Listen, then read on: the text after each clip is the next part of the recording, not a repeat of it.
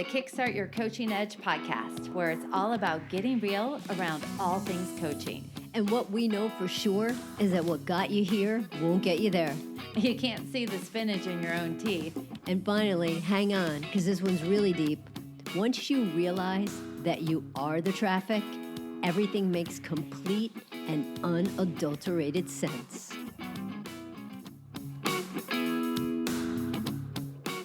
Hey, Karen. Hey, Jen. Why don't you stop thinking so much?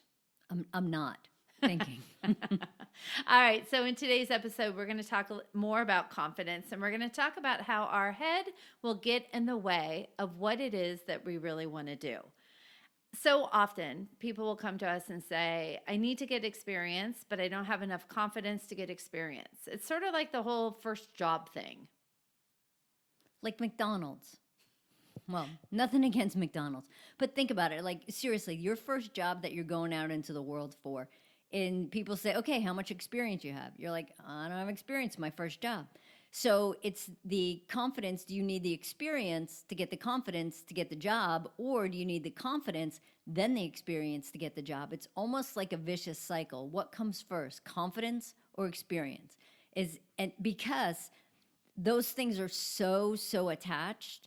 And if you think about confidence and experience, one of the biggest things I find is helpful is what Jen said in the beginning. Stop thinking so much, right? Just go out and friggin', I feel like I'm an advertisement right now for a Nike commercial, but just do it, because the doing it will give you experience, which will give you the confidence.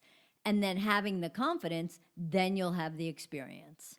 All right, Sullivan, what was your first job? At an ice cream place. The name?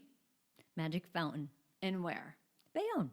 I love it. So my first job was Long John Silver's in Manchester, Missouri, where I, too, looked like a pirate and sold people fish.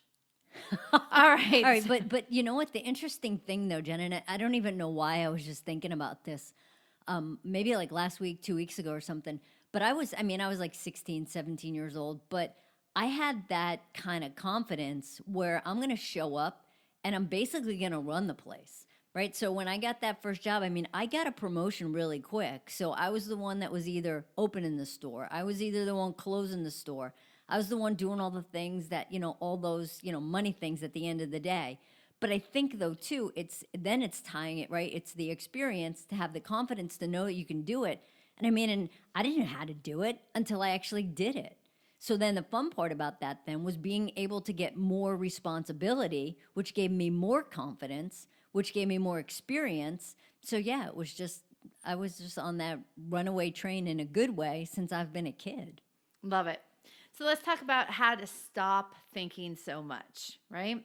And it's about turning off the left side of your brain. So what happens is that we think about something that we want to achieve or do, but then we sit there and go, but what if?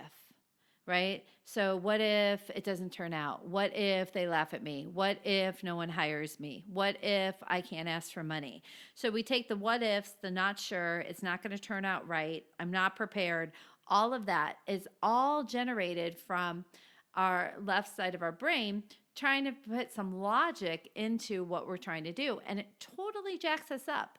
Because the moment we get in our head is the moment that if we don't have the confidence, we're going to be coming up with reasons, rationalizations, and excuses of why we maybe don't need to go forward. And then you're just sitting on the couch watching 6 hours of Project Runway.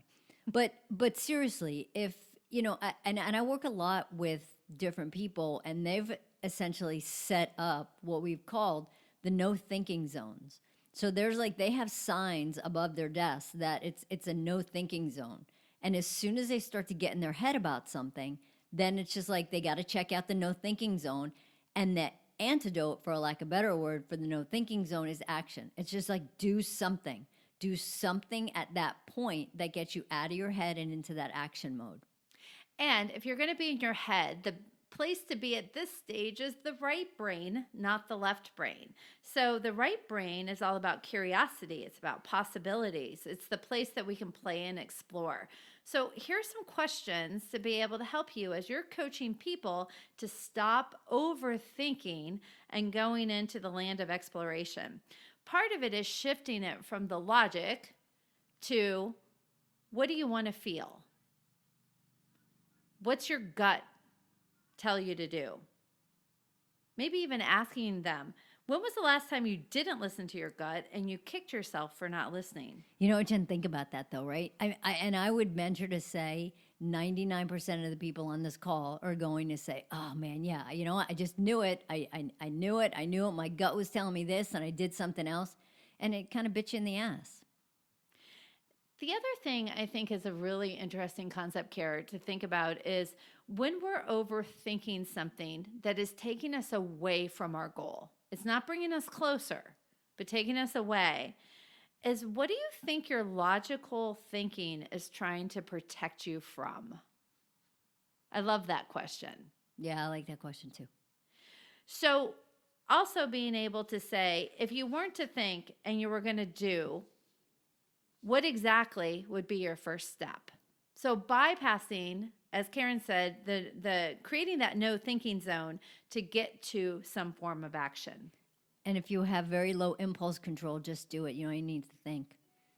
Part of it also is at the end, regardless of the outcome of the situation, is to acknowledge the confidence that you had going into it, right? So what went well? What would I do again? If I was going to use this activity as a confidence builder, what's my takeaway?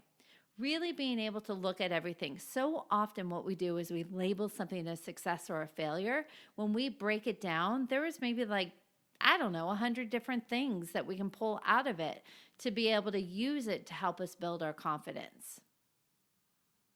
So I think that's a great question, right? So from this experience, what am I carrying forward to continue to build my confidence? So at this stage of the game, we're still in that conditional confidence that we talked about, just trying to get confidence around this particular topic, bringing it out to who are you as a person, and at a larger scale of it to create that unconditional confidence.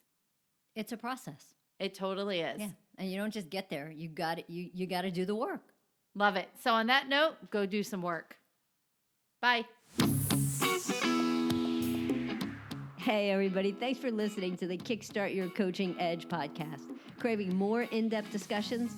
Check out the Get Real Inner Circle with our no BS in-crowd of coaches. Join live coaching discussions, breakdowns of coaching calls, and have some fun while you're at it. You're going to want to go to kickstartyyouredge.com/inner circle. It's time to get real.